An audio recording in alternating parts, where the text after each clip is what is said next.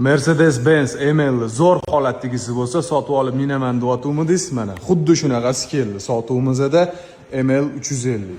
Mashinamizga yumshoq, yaxshi balonlar qo'yilgan. Kraskasi faqat mana shu joyda petnosi bor. Qolgan joyi top-toza. Ko'rishingiz mumkin. Fomatik, bagajlari ham elektronli. Holatini ko'ryapsizlarmi? Ideal mashina.